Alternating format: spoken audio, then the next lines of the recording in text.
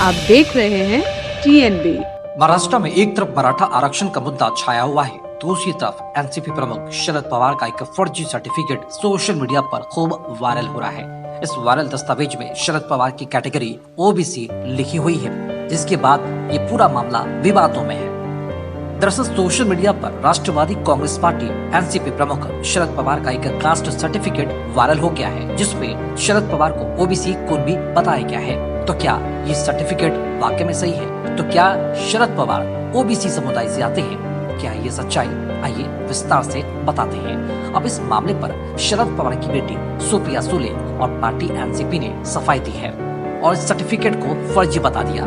दरअसल मराठा आरक्षण को लेकर मनोज जरांगे पाटिल के आंदोलन के बाद मराठा और ओबीसी समुदाय एक दूसरे पर आरोप प्रत्यारोप लगाते हुए नजर आ रहे हैं और ऐसे में इस सर्टिफिकेट का वायरल होना काफी कुछ संकेत भी दे रहा है।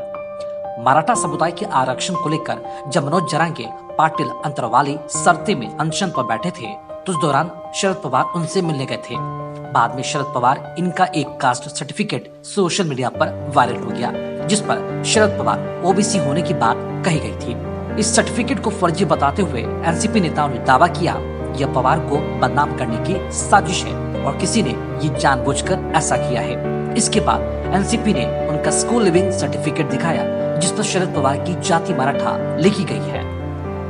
उस लिविंग सर्टिफिकेट को सोशल मीडिया पर भी डाला गया है, जो शरद पवार का है, जो तस्वीरों में भी आप साफ तौर पर देख सकते हैं। लिविंग सर्टिफिकेट जिसकी तारीख है 21/1/1922, जिसमें मराठा उनका समुदाय यानी कि जाति लिखी गई है और इसी के साथ और भी कई सारे डिटेल्स इस लिविंग सर्टिफिकेट में दिए गए हैं।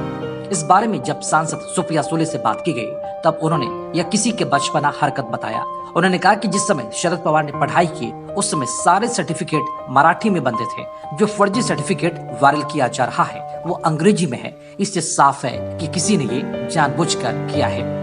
इस बारे में शरद पवार का स्कूल लिविंग सर्टिफिकेट सामने लाने वाले विकास पासलकर से जब मीडिया ने बात की, तब उन्होंने बताया कि शरद पवार जैसे बड़े नेता इस बार में बदनाम करने की साजिश रची जा रही है और यह झूठ नागपुर से चलाया जा रहा है।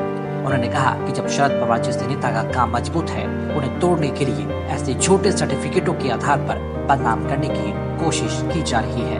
एनसीपी यह बर्दाश्त नहीं करेगी। इससे पहले एनसीपी प्रमुख शरद पवार ने रविवार को अपने समर्थकों से आवास पर मुलाकात की। सेहत में सुधार होने के बाद जब वो अपने बारामती स्थित आवास पर पहुंचे, तो वहां उनका समर्थकों की भारी भीड़ भी उमड़ पड़ी। ऐसे ही खबरों में बने रहने के लिए देखते रहिए TNB। साथ ही हमारे वीडियोस को लाइक करें, शेयर करें और हमारे YouTube चैनल TNB को सब्सक्राइब करना ना भूलें।